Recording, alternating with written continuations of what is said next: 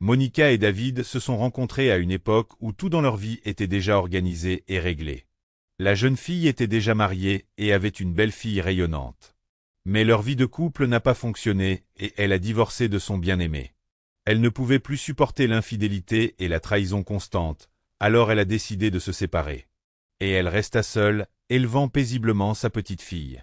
Parmi les personnes les plus proches, Monica n'avait plus que sa sœur jumelle. Bien qu'elles soient sœurs de sang, elles étaient complètement différentes dans leur manière, leur caractère et leur comportement. Monica a toujours aimé socialiser, avoir des amis et faire de nouvelles connaissances. Elle invitait constamment ses proches, les membres de sa famille et ses amis. Elle aimait souvent les aider. Margaret, elle, était une personne réservée. Elle a toujours voulu réussir son mariage en utilisant différentes méthodes. Mais la vie ne s'est pas toujours déroulée exactement comme elle le souhaitait. Par exemple, il n'y a pas longtemps, Margot a rencontré un jeune homme charmant et attirant. Une histoire d'amour passionné s'en est suivie, mais quelques mois plus tard, la jeune fille a découvert qu'il avait une femme et des enfants. De plus, l'homme n'a même pas pris la peine de s'excuser pour sa tromperie. Il a simplement dit qu'il pensait que Margaret ne s'offusquait pas d'un simple flirt sans engagement, alors que Margaret construisait déjà un avenir heureux avec lui. Le fait est que l'homme était non seulement beau et intéressant, mais aussi aisé. Il avait un appartement coûteux, une maison, une voiture de luxe. Il avait l'occasion de voyager constamment vers diverses destinations, y compris des pays exotiques coûteux. Bien sûr, tout cela attirait la jeune fille. Si seulement elle avait su qu'il était marié, elle n'aurait pas perdu son précieux temps de jeunesse avec lui. « Je n'aurais jamais pensé que tu me ferais ça. Je pensais que nous vivions un véritable amour et que tu voulais fonder une famille avec moi, » dit la fille désespérée et avec une pointe de larmes pendant leur rupture. « Eh bien, qu'en penses-tu? Nous étions si calmes, agréables et amusants ensemble. Je ne savais pas que le fait d'avoir une femme te dérangerait. Et, soit dit en passant, je pensais que tu savais déjà tout. C'est juste que tu étais si à l'aise et content, » répondit l'homme, ne comprenant pas pourquoi son amant avait soudainement fait une telle crise. « C'est ça, je te quitte. Souviens-toi juste que ce n'est pas toi qui me quittes, c'est moi qui te quitte. Je romps avec toi. » Margaret est partie en larmes. La jeune fille s'est alors lancée dans une nouvelle quête pour retrouver son bien-aimé. Elle a décidé qu'elle n'abandonnerait jamais, quelles que soient les circonstances. Margaret essayait de garder contact avec sa sœur, mais Monica lui faisait souvent la morale et essayait de ne pas passer trop de temps avec elle. Quant à la vie de David, elle n'était pas non plus facile pour lui à l'époque où il rencontra Monica. Il était également marié, mais il a perdu de façon inattendue sa femme bien-aimée. Elle est décédée d'une maladie grave et, comme il s'est avéré, incurable. Les médecins se sont battus longtemps pour la sauver, mais ils n'ont rien pu faire. Il ne restait qu'un garçon merveilleux, joyeux et gentil qui ressemblait beaucoup à sa mère. David a eu du mal à se remettre de la perte de la personne la plus chère et la plus proche de son cœur. Mais c'est pour le bien de son fils qu'il a continué à vivre. Sans Georges, on ne sait pas ce qui serait arrivé au jeune homme aujourd'hui. Et puis, un jour, lors d'une soirée entre connaissances communes, David et Monica se sont rencontrés. On pourrait dire qu'ils ont été réunis par des amis proches qui s'inquiétaient constamment de leur avenir. Le plus important, c'est que ce fut le coup de foudre, si on peut l'exprimer ainsi. Ils se sont tout de suite appréciés et avaient beaucoup de points communs. Par exemple, ils aimaient tous les deux les enfants. Ils ont partagé leurs meilleurs moments, mais ce n'était pas tout.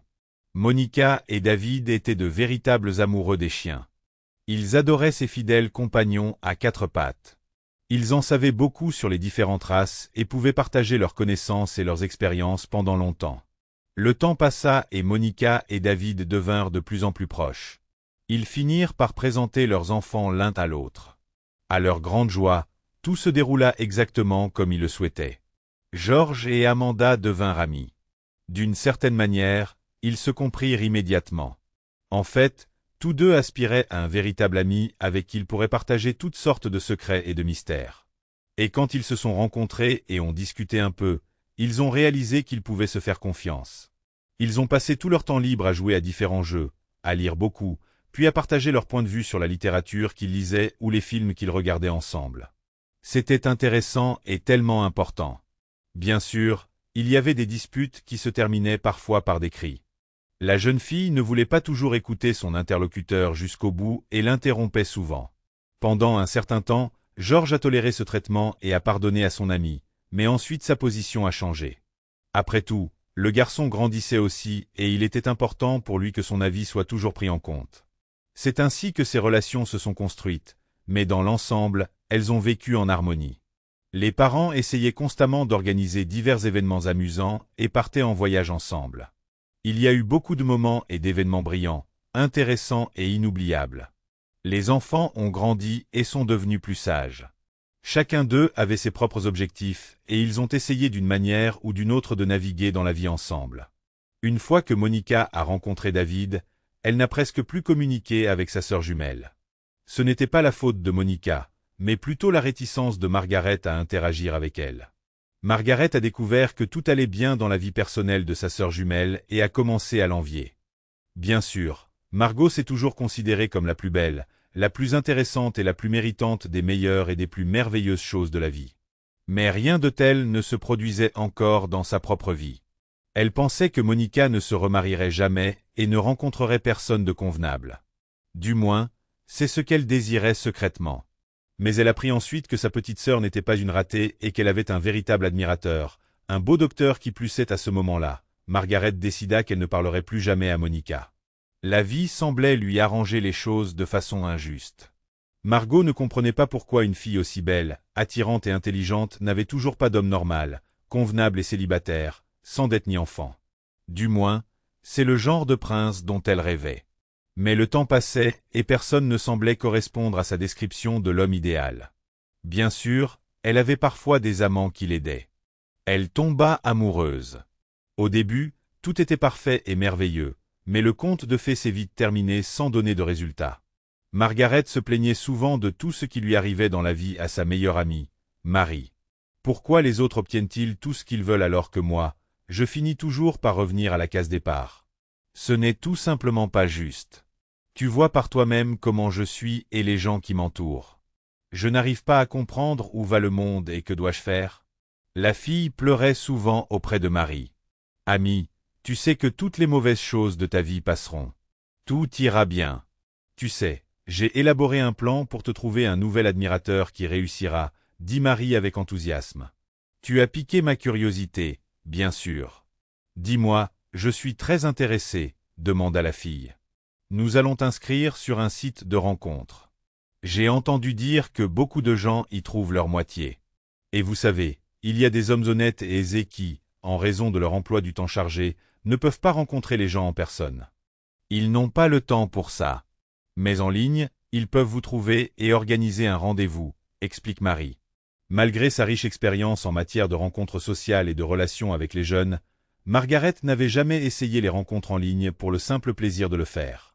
D'abord, cela lui semblait quelque peu frivole, et ensuite, elle avait toujours pensé qu'il n'y avait que des arnaqueurs en ligne. Mais Marie l'a ensuite convaincue du contraire. Elle a raconté de nombreuses histoires intéressantes de telles rencontres et Margaret a finalement décidé de tenter sa chance. Avec son amie, elles ont sélectionné la meilleure photo et l'ont définie comme photo de profil. Une fois le profil entièrement enregistré, avec tous les détails nécessaires fournis, les filles ont attendu les messages. Et en quelques minutes, les messages ont commencé à affluer. Les admirateurs ont montré de l'intérêt pour Margaret et l'ont couverte de compliments. Bien sûr, comme c'est souvent le cas, tous les messages n'étaient pas agréables ou appropriés. Il y avait des individus proposant divers services intimes. Cependant, parmi ces jeunes et moins jeunes, un message a immédiatement retenu l'attention de Margot. Un homme avait écrit une lettre de présentation magnifiquement rédigée, précisant qu'il était récemment arrivé au pays et qu'il recherchait une relation sérieuse. De nombreux mots gentils et affectueux furent adressés à la jeune fille. La correspondance commença et elle se laissa absorber par cette douce communication. Elle prenait un réel plaisir à répondre à chaque nouveau message du jeune homme. Et donc, ils ont convenu de se rencontrer. La jeune fille était un peu nerveuse, bien qu'elle ait déjà vécu plusieurs rencontres auparavant. Et même si elle n'aurait pas dû ressentir d'anxiété ou de gêne, elle l'a vraiment ressenti cette fois-ci. Elle voulait faire bonne impression auprès de l'étranger car elle rêvait depuis longtemps de quitter ce pays et de commencer une nouvelle vie merveilleuse. Elle disait toujours qu'elle voulait vivre au bord de la mer. Marie était heureuse pour son amie. Elle souhaitait depuis longtemps la voir se marier. Marie avait un mari bien-aimé et un enfant, et elle était simplement heureuse. Elle n'avait pas besoin de déplacer des montagnes. Elle vivait comme elle le voulait. Certes, elle n'avait pas d'amant riche. Son mari était un simple ingénieur, mais il l'aimait profondément, prenait soin des petites choses et faisait d'elle la femme la plus heureuse de tous les jours. Le plus important était qu'il excelle dans ce domaine. Marie souhaitait également que son meilleur ami trouve la paix et le véritable amour. De plus, elle croyait que trouver un sens à la vie résidait précisément dans cela. Le rendez-vous était prévu pour le soir. L'homme lui avait dit qu'il serait occupé jusqu'à 19 heures environ et qu'il serait ensuite prêt à l'inviter au restaurant. La jeune fille avait accepté cette offre alléchante. Elle décida même d'acheter une robe élégante et luxueuse pour l'occasion. Elle emprunta quelques milliers de roubles à Marie car elle n'avait pas assez d'argent. Margaret ne trouvait pas approprié de se présenter dans une tenue ordinaire ou avec ce qu'elle avait déjà. Elle pensait qu'elle allait rencontrer un homme qu'elle n'avait jamais rencontré auparavant dans sa vie. D'après ses photos en ligne, l'homme semblait riche et élégant. Il possédait plusieurs appartements, une maison et même un yacht. Un tel luxe exigeait une apparence appropriée, et Margaret ferait tout son possible pour devenir son élu. Comme Marie travaillait comme coiffeuse dans un salon de beauté assez branché et coûteux, il n'y avait aucun doute quant à la nécessité d'avoir une coiffure luxueuse. La jeune fille se préparait minutieusement pour ce rendez-vous. Le mari de Marie rentra du travail un peu plus tôt ce jour-là. Il vit sa femme préparer son ami pour un événement. Marcus avait toujours été intéressé par la vie de Margaret, et il souhaitait également qu'elle se pose le plus tôt possible et fonde une famille et des enfants. Pour une raison inconnue, il se sentait mal à l'aise à l'idée que sa femme bien-aimée ait des amis adultes et célibataires. Il les traitait avec respect, mais craignait aussi leur influence négative. Marcus s'assit à table et Marie prépara un dîner incroyablement délicieux, comme toujours. Pendant le repas, Marcus s'est demandé où Margaret allait tard le soir, comme il le disait. Les filles lui ont tout raconté. Elles lui ont raconté comment l'ami de Marie avait finalement trouvé un admirateur digne, intéressant, riche et intelligent. Au début, le mari de Marie était content pour elle. Il lui disait qu'il souhaitait sincèrement qu'elle passe un bon moment et qu'elle se sente bien. Mais ensuite, lorsqu'il apprit où cette rencontre avait eu lieu et ce que l'inconnu avait écrit à la jeune fille, il commença à douter que tout se passerait bien. Vous voyez, Marcus, de par sa profession, est policier. Et il a rencontré de nombreux cas où des filles rencontrent des hommes douteux en ligne et ces jeunes individus gagnent la confiance de la victime et la trompent progressivement, en lui extorquant de l'argent. Les filles naïves essaient de faire plaisir et d'aider leurs proches qui se retrouvent par hasard dans des situations de vie difficiles. De tels exemples sont partout. Du moins, c'est ce que Marcus a dit. Il était contre le fait que Margaret se rende à un tel rendez-vous. Mais bien sûr, les filles ne l'écoutèrent pas. Margaret, en particulier, niait qu'une telle chose puisse lui arriver. Après tout, elle avait déjà imaginé un avenir heureux avec son admirateur. Mais maintenant, si elle croyait qu'il pouvait s'agir d'un escroc, cela signifiait que son conte de fées serait une fois de plus brisé et que ce ne serait que déception. Au moins pour l'instant, la jeune fille ne voulait pas ruiner toutes ses illusions et ses rêves d'un homme merveilleux et riche. Marcus dit qu'il les avait prévenus des conséquences, qu'il avait essayé de les persuader. Il lui a même proposé de l'accompagner à la réunion et de se faire passer pour son frère, mais Margaret a trouvé cela amusant. Elle a déclaré avec assurance qu'elle pouvait se défendre. Mais si quelque chose arrivait, elle les appellerait certainement pour obtenir de l'aide ou des conseils si, bien sûr, c'était nécessaire. Marie, comme Marguerite, ne pensait même pas au mal. Elle croyait que son ami méritait le vrai bonheur. Et cet étranger qui écrivait des lettres si agréables pouvait vraiment la rendre heureuse. Et donc, la jeune fille était prête pour le rendez-vous. À l'heure convenue, elle partit à la rencontre de son admirateur. Du moins pour l'instant, c'est ainsi qu'elle l'appelait car son nom était assez compliqué. Mais elle voulait discuter de tout cela avec lui personnellement. La jeune fille se tenait sur le quai et attendait. Et puis une voiture s'est approchée de l'endroit désigné, assez luxueuse et massive. La porte s'ouvrit et, miracle, le jeune homme sortit de la voiture. Certes, son apparence différait légèrement de la photo sur le site de rencontre. Mais dans l'ensemble, il était beau. Margaret fut particulièrement impressionnée par l'apparence de l'homme. Il portait un beau costume élégant et des montres de marque chère. Tout cela correspondait parfaitement à son image. L'homme la salua poliment, sortit de la voiture un énorme bouquet de fleurs et le lui présenta. Margaret comprit que cet homme n'était certainement pas un imposteur ou un trompeur. Des bouquets aussi luxueux et énormes ne pouvaient être offerts que par quelqu'un qui voulait sincèrement tromper une femme. Sinon, pourquoi dépenserait-il de l'argent pour des cadeaux coûteux? Plus tard, avec Richard, le nom du nouveau prétendant du site de rencontre, ils se rendirent dans un restaurant haut de gamme. Une belle musique jouait et les meilleurs plats étaient commandés. L'atmosphère et le cadre étaient propices à une simple conversation paisible, à tomber amoureux, à fondre dans les bras et les mots du jeune homme. Cette soirée fut la plus belle et la plus étonnante. L'homme fit une grande impression sur Margaret. Ce rendez-vous fut le meilleur de la vie de la jeune fille et après, elle eut l'impression de flotter. Elle voulait se réjouir, rire et chanter. Elle se comportait comme une petite fille. À un moment donné, elle a oublié tout le reste du monde. Richard a fait ses adieux à la jeune fille dans le calme et plus intéressant encore, il n'a fait aucune allusion grossière. J'ai vraiment aimé vous et notre conversation. Vous avez réussi à me rendre heureuse et à égayer ma soirée. Ton sourire est si doux et agréable que je ne pourrai probablement pas m'endormir ce soir. Tu seras constamment dans mes rêves. Le jeune homme s'adressa avec enthousiasme à sa nouvelle connaissance. Oh, cher Richard, merci beaucoup pour cette merveilleuse soirée. Tu sais, cela faisait longtemps que je n'avais pas passé un moment aussi agréable et plaisant. Je me sens si calme et bien en ce moment. Je tiens à vous remercier séparément pour les fleurs. Personne ne m'a jamais offert quelque chose comme ça, répondit la jeune fille. Le couple s'est dit au revoir d'une manière si douce, si simple et si calme. Le lendemain, Margaret a immédiatement appelé sa chère et meilleure amie. Elle lui a raconté cette rencontre incroyable et l'impression qu'elle avait ressentie à son retour à la maison. Elle a également noté que le mari de Marie s'était inquiété inutilement. Il avait tort, et toutes les rencontres en ligne ne mènent pas à des situations désagréables. Marie écoutait son amie avec plaisir et enthousiasme. Elle attendait depuis si longtemps de telles émotions positives, et voilà que Richard lui envoyait un message. Il commença à parler de combien sa princesse lui manquait, de la façon dont elle apparaissait dans ses rêves, etc. Il y avait beaucoup de mots tendres que chaque fille, sans exception, aimerait entendre de la part de sa bien-aimée. Margaret ne faisait certainement pas exception. Elle sourit à tout ce qu'elle entendit. Richard commença à écrire qu'il était probablement en train de tomber amoureux de Margot.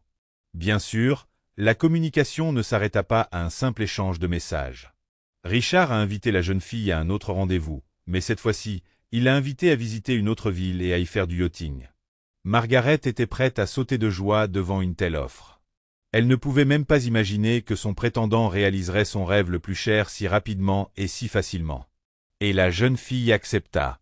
Mais lorsqu'elle raconta son nouveau voyage à son amie, Marie devint quelque peu méfiante. Elle ne voulait pas laisser la jeune fille partir dans une autre ville avec une personne qu'elle n'avait rencontrée qu'une fois. Oui, les histoires de Marcus avaient laissé une légère trace dans l'âme de Marie. Elle avait quelques soupçons, surtout après avoir appris que la relation progressait si vite, facilement et rapidement. Cela semblait un peu suspect, même s'il faut noter que la vie a des histoires différentes et qu'elles n'ont pas toute une fin triste. Mais bien sûr, Margaret n'a écouté personne lorsqu'elle a dit qu'elle était partie dans une autre ville pour un rendez-vous. À partir de ce moment-là, tout a basculé dans sa relation avec le jeune homme. Une véritable romance a fleuri. La jeune fille ne s'est même pas rendue compte qu'elle avait quitté son travail, qu'elle avait commencé à communiquer moins avec son ami bien-aimé, qu'elle avait abandonné toutes ses affaires et qu'elle s'était plongée dans sa nouvelle relation. Des voyages et des excursions intéressants dans des villes et des pays ont commencé. C'était quelque chose d'incroyable et de surprenant. Mais un jour, de manière tout à fait inattendue, le jeune homme rentra chez lui très triste et bouleversé. Il ne voulait pas parler de quoi que ce soit avec sa bien-aimée Margaret. La jeune fille, bien sûr, n'arrêtait pas de demander ce qui s'était passé et comment elle pouvait aider son homme le plus aimé et le plus merveilleux. Pendant longtemps, Richard ne voulut pas parler de quoi que ce soit. Il continuait à esquiver la question et à dire qu'il s'agissait de ses affaires et de ses problèmes personnels. Mais Margaret persista, et c'est alors que son prince lui expliqua la véritable raison de sa tristesse. Le problème, c'est que son ami proche, qui se trouve être aussi son partenaire commercial, l'a trompé. Et maintenant, il doit rembourser une dette importante à des gens sérieux. Il ne les connaît pas parce que Richard a été piégé. Et maintenant, il cherche une solution à ce problème. Il s'avère que toutes ses ressources financières sont actuellement immobilisées dans l'entreprise. Il n'a rien d'autre pour le moment. Il était impliqué dans cette affaire avec ses amis depuis son plus jeune âge, et maintenant cette trahison s'est produite, et il ne sait toujours pas comment s'en sortir. Margaret a réfléchi un instant. Bien sûr, elle ne pouvait pas simplement abandonner sa personne la plus aimée dans une situation aussi difficile. Elle a compris qu'il fallait résoudre quelque chose. Après tout, il n'était pas responsable des événements désagréables de sa vie. Elle lui a donc proposé son aide. L'homme a d'abord essayé de refuser, en disant qu'il n'était pas habitué à ce qu'une femme sacrifie son propre argent pour un homme. Mais Margaret a insisté sur sa décision. C'est alors que Richard a dit qu'elle pouvait prendre un prêt à court terme, et qu'il le rembourserait rapidement. Ces fonds l'aideraient à régler certains problèmes, et il s'occuperait ensuite de tout lui-même. Il trouverait la somme manquante. Margaret accepta avec joie. Étonnamment, elle n'avait aucun doute sur l'honnêteté et la fiabilité du jeune homme. Au contraire, elle a dit qu'elle serait heureuse de l'aider, et que tant qu'il se porte bien, cela signifie qu'elle se porte bien aussi. En peu de temps, le prêt a été contracté. Quand Margaret eut l'argent, elle ne se précipita pas chez elle où Richard l'attendait. Elle décida d'appeler enfin sa meilleure amie. Le problème, c'est qu'elle se sentit un peu honteuse d'avoir disparu et de ne pas avoir répondu aux appels. Elle se montrait rarement et ne disait pratiquement rien à Marie. Marie appelait souvent la jeune fille, lui envoyait des messages, l'avertissant d'être prudente avec le jeune inconnu d'Internet. Et en aucun cas elle ne devait lui donner de l'argent.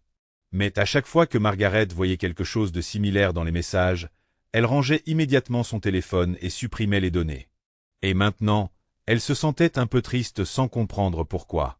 Elle avait en sa possession une somme d'argent considérable, qu'elle n'avait même pas eue auparavant. Et maintenant, le moment de remettre cet argent à cet homme approchait.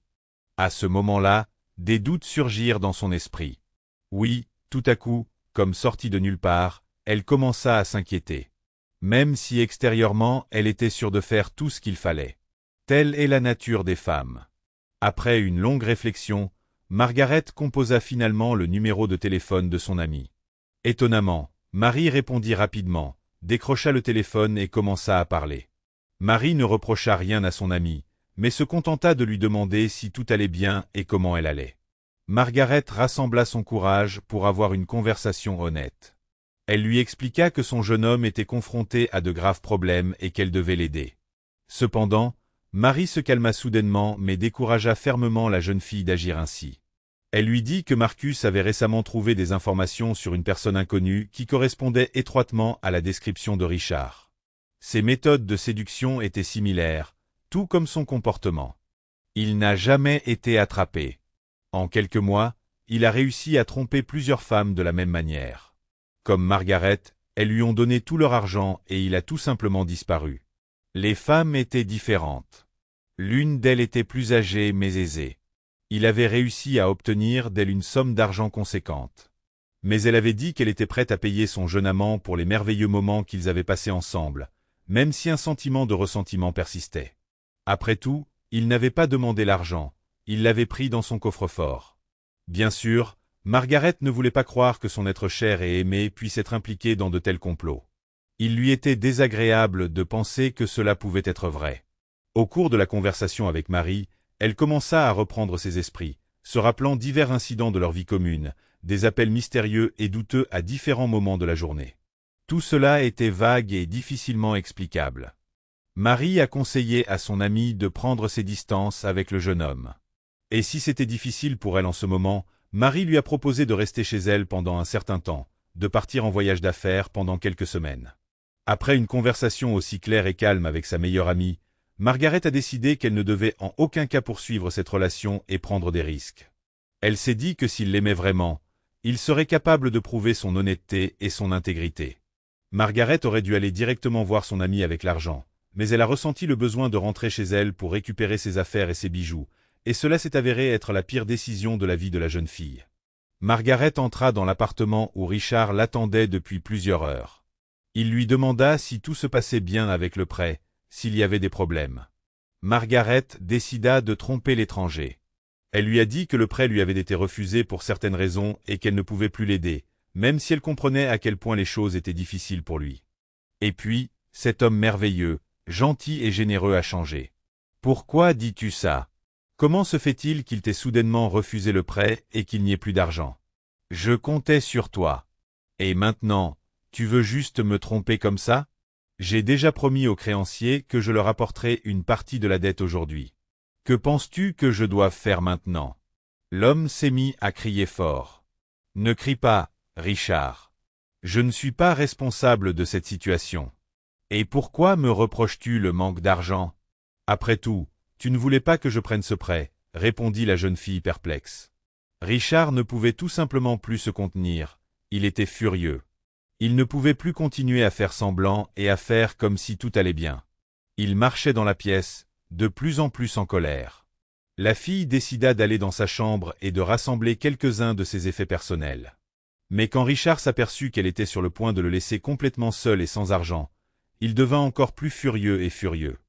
Il l'attrapa par le bras et une lutte désespérée s'engagea.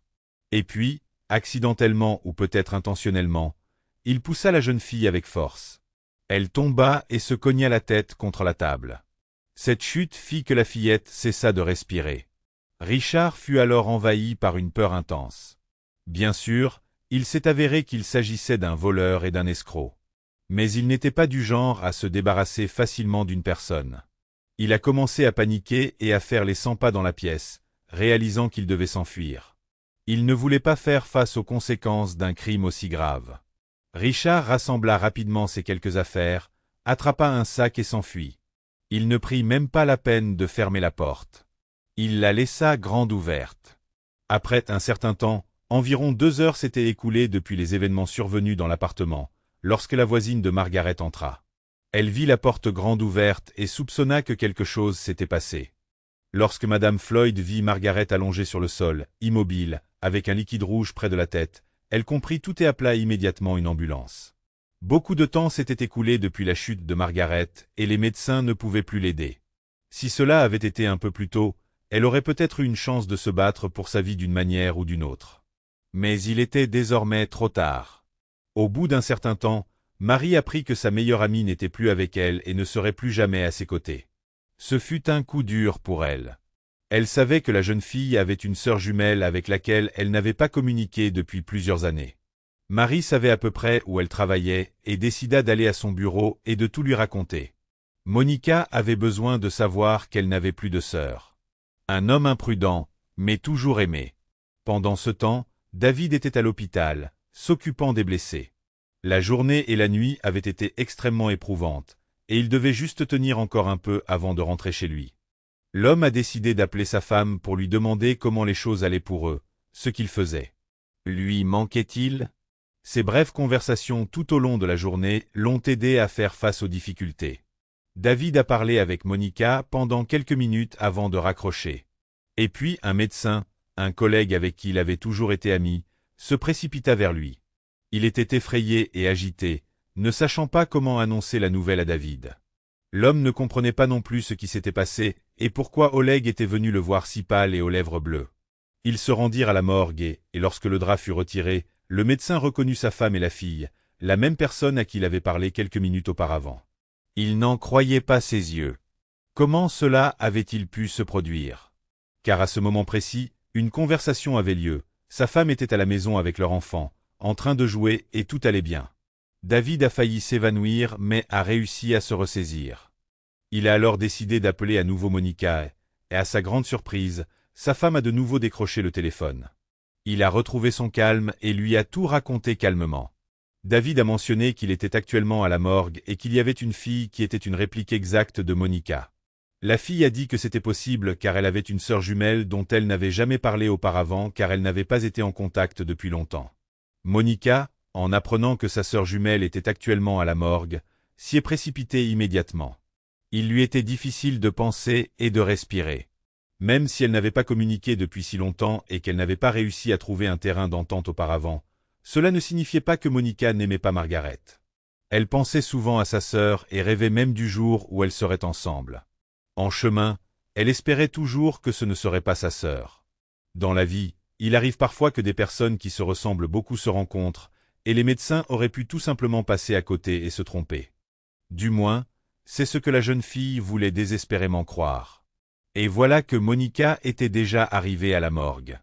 Elle descendit dans les locaux et s'approcha du corps, et elle fut horrifiée, c'était bien là que reposait sa propre sœur. On lui montra alors quelques affaires de la jeune fille, et elle reconnut parmi elles leur pendentif de famille avec une gravure. Oui, il s'avère qu'elle n'avait plus sa personne la plus chère. Quelque temps plus tard, Marie, l'amie de Margaret, est également arrivée à la morgue. Elle aussi n'arrivait pas à croire que c'était vrai. La jeune fille se reprochait sans cesse de ne pas avoir protégé Margaret, de ne pas avoir réussi à la convaincre à temps, de ne pas avoir suffisamment insisté. Bien que Marie ait essayé de l'appeler et de lui rendre visite, son amie l'ignorait et l'évitait constamment.